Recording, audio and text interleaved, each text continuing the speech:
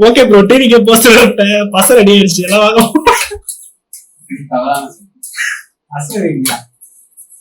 அதுதான் சாப்பிட போறோம். பசங்க ரெடியான்னு கேட்குறீங்க.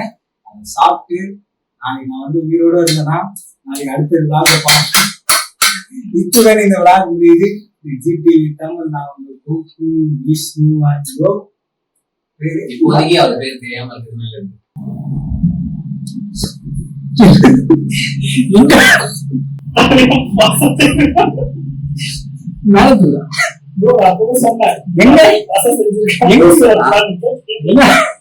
வரமாட்டேங்குது.